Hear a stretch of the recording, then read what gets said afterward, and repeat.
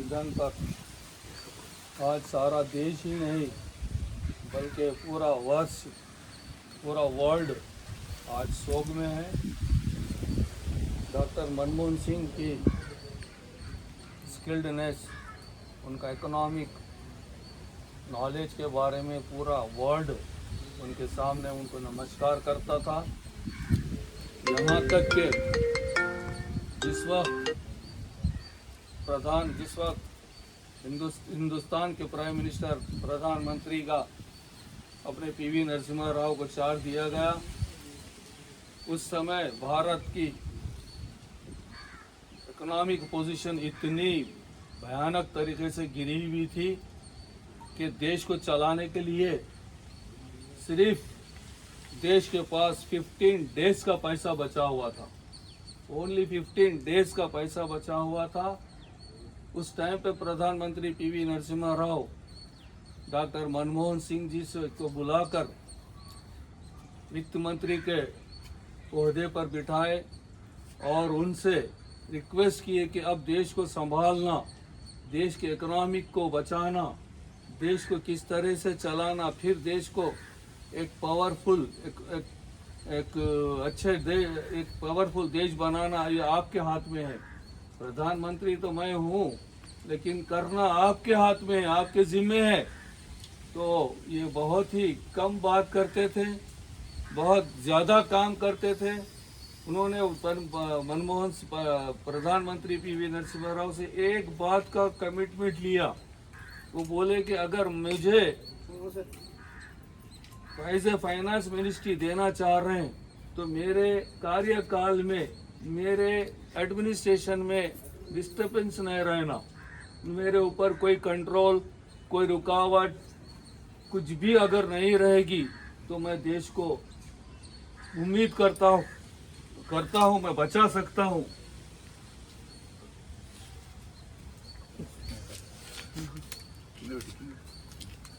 तो बिल्कुल पीवी नरसिम्हा राव ने उनको फ्रीडम दिया। उसके बाद उन्होंने अपने नॉलेज से, अपने स्किल से, अपने पावर से देश को धीरे धीरे धीरे धीरे इतना पावरफुल बनाया कि उस टाइम पे देश की इकोनॉमिक पूरे वर्ल्ड में 9th रैंक पे चले गई थी। यहाँ तक के देश भीख मांगने के टाइम पे आ गया था। ऐसे देश को बचाकर फिर से पावरफुल देश बनाने में मनमोहन सिंह जी का ही योगदान है। और किसी कोई वो टाइम का कोई फाइनेंस मिनिस्टर ना कर सका था, ना करेगा और ना आगे करेगा भी। इनको सिर्फ हिंदुस्तान ही नहीं, कांग्रेस ही नहीं, सारी दुनिया के मुल्क, सारी दुनिया के कंट्रीज के प्राइम मिनिस्टर्स, प्रेसिडेंट्स इनके इकोनॉमिक पॉलिसी के सामने नमस्कार करते थे। ऑक्सफोर्ड यूनिवर्सिटी का कोई अगर फर्स्ट टाइम अवार्ड लिया है एज इकोनॉमिक्स तो वो है इंडिया के सबसे पहले प्रधानमंत्री डॉक्टर मनमोहन सिंह जी। और उन्होंने उस टाइम पे इंडस्ट्रीज को भी बचाने के लिए एक फार्मूला निकाला था। आज की गवर्नमेंट, आज की जो भी गवर्नमेंट है, वो जो भी इंडस्ट्री नहीं चल सकती या तो उसको बंद करो या बेच दो, ये पॉलिसी थी। लेकिन डॉक्टर मनमोहन सिंह जी ने नहीं, ऐसा नहीं चलेगा, अपने इंडस्ट्री अपने ही हाथ में रहना, लेकिन फिर भी इस इंडस्ट्रीज को बचाना। उसके लिए उन्होंने पहली दफा डिसइन्वेस्टमेंट का एक फार्मूला स्टार्ट किया था, जिसकी वजह से कंपनियों को दोबारा लाइफ मिली। खास तौर से हमारे बीएचईएल के बारे में अगर हम बात करने बैठे तो आज हम लोग जो एंजॉय कर रहे हैं वो सिर्फ और सिर्फ हम बड़े चैलेंज के साथ बोल सकते हैं, आज हम सुपर लग्जरी मेंटेन कर रहे हैं, तो वो है 2007 के वेज रिवीजन की वजह से। और वो 2007 का वेज रिवीजन सिर्फ और सिर्फ डॉक्टर मनमोहन सिंह जी और डॉक्टर जी संजीव रेड्डी जी का योगदान है। जिस वक्त 1997 में भी एक वेज रिवीजन हुआ था, जब वाजपेयी जी के प्रधानमंत्री थे, उस टाइम पे वो पहली दफा वेज रिवीजन को 10 इयर्स करने का एक रूल पास कर दिया था। जिस टाइम पे वो प्रधानमंत्री थे, वो टाइम पे 10 इयर्स और फिटमेंट बेनिफिट 15% से ज़्यादा कोई इंडस्ट्री में वेज रिवीजन नहीं कर सकता, वो एक डेडलाइन लगा दिए थे। इसके बाद वेज रिवीजन हुआ। जब 2007 का वेज रिवीजन आया तो वो टाइम पे अपने प्रधानमंत्री स्वर्गीय डॉक्टर मनमोहन सिंह जी थे, अपने लीडर डॉक्टर जी संजू रेड्डी थे। तो उस टाइम पे जो वेज रिवीजन हुआ, इतना हिस्टोरिकल वेज रिवीजन था वो, जो आज तक ना कभी हुआ था और ना आगे होने का कोई भरोसा भी नहीं है। उसका एक उदाहरण मैं दूंगा आपको। हम लोग जी संजू रेड्डी जी साहब से पूछे थे वहाँ वेज रिवीजन हो जाने के बाद में कि साहब इतना सुपर और इतना हिस्टोरिकल वेज रिवीजन जो अपन लोग कराए हैं आपके अंडरशिप में, इसका कारण क्या है सर, क्यों इतना बेनिफिट हुआ? जबकि वाजपेयी जी के गवर्नमेंट के पीरियड में फिटमेंट बेनिफिट अपने को सिर्फ 15% के ऊपर वो डेडलाइन लगा दिए थे। 15% से ज्यादा कोई इंडस्ट्री में भी वेज रिवीजन नहीं होना चाहिए, वो चाहे कितना भी प्रॉफिट क्यों ना करती हो। लेकिन मनमोहन सिंह जी के पीरियड में जब हम 2007 के वेज रिवीजन में गए तो प्रधानमंत्री मनमोहन सिंह जी बोले कि ये डेडलाइन निकालो और कंपनी की परिस्थिति के ऊपर आप वेज रिवीजन करो।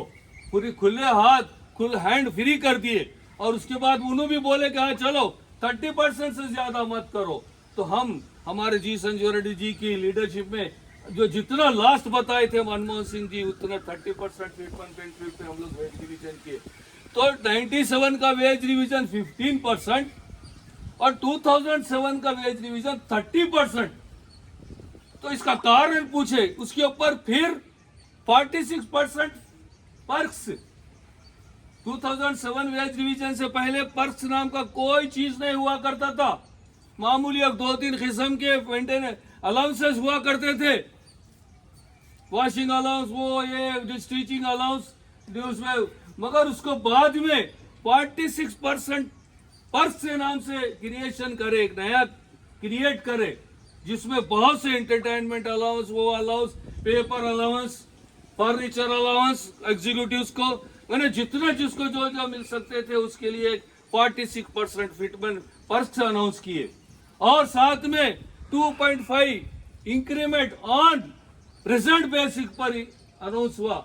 ये सारी चीजें मिलाने के बाद सैलरी जो जंप हुई थी हमारी, वो टाइम पे शायद आप लोग बीएचएल में नहीं थे, जो जंप हुई थी हम लोगों की सैलरी 200% जंप हुई थी। कोई इमेज कर सकता क्या? अगर किसी की सैलरी 200 थी तो 200 सैलरी वाला 500 पे चले गया था।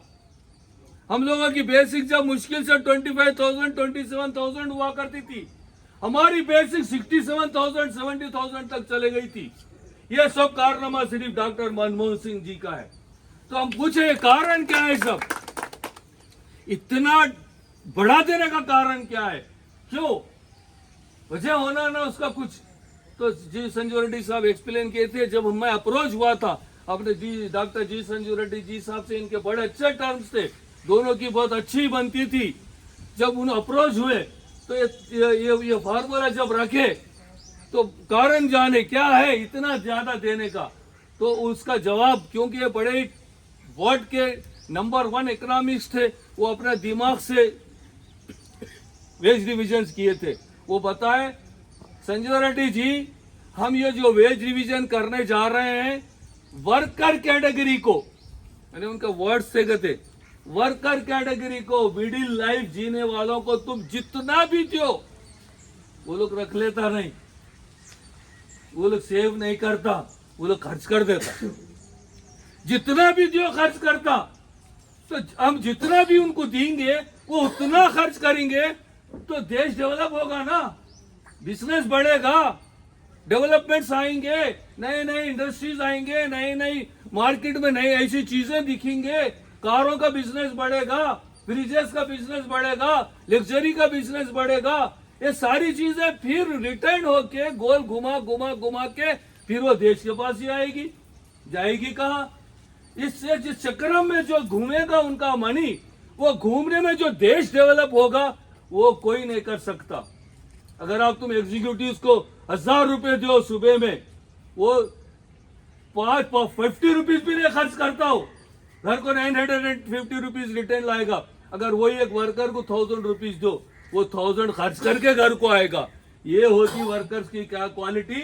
इसलिए हम वर्कर को जितना भी दे सकते दो, उसके लिए हम लोग कंजूसी नहीं करेंगे। इस वजह से 2007 का वेज डिवीजन एक हिस्टोरिकल वेज डिवीजन हुआ था। इसके लिए हम मनमोहन सिंह जी को कितना भी धन्यवाद बोलो, कितना भी नमस्कार करो, वो कम है। उसके बाद भी देश के कई ऐसे इश्यूज थे, कई ऐसे क्रिटिकल फाइनेंशियली प्रॉब्लम्स थे, जिसको मनमोहन सिंह जी ने बड़े ही अच्छे तरीके से खामोशी से काम करते थे। अपने लोग उनका मजाक उड़ाते, काम बहुत मुंह बंद करते थे, मुंह बंद रहता था। आजकल के पॉलिटिकल पार्टीज इनका मजाक उड़ाते, मुंह ही नहीं चलता था, मुंह नहीं चलता था बेटा उनका, लेकिन दिमाग चलता था, जिसकी वजह से काम होता था। जो आदमी ज्यादा पुकारता वो काम करता, जो काम बहुत करता वो कम बोलता। क्यों कम बोलता? उसके पास काम करने के लिए इतने प्लानिंग्स रहते, इतना उसको पास टाइम नहीं रहता बकवा करने का। बकवा करते वही लोग जो काम नहीं करते। ये काम बहुत करते थे, इसलिए बात बहुत कम करते थे। इसलिए ऐसे प्रधानमंत्री को हम जितना भी श्रद्धांजलि दें, चाहे वो कोई सी भी पार्टी का हो, कोई सी भी जाति का हो, इनको नमस्कार करना जरूरी है। बोलो हम Manmohan Singh ji, Manmohan Singh ji, Manmohan Singh ji. Thank you sir, thank you very much. చాలా విషయాలు మన అధ్యక్ష వారు చాలా విషయాలు ఉన్నాయి. మన దేశ ఆర్థిక పరిస్థితిని పురోగమించడానికి ఆయన చేసినటువంటి సేవలు మనం ఎన్నిసార్లు కొనియాడినా ఆయనకు సరిపోవు. ఈ కార్యక్రమాన్ని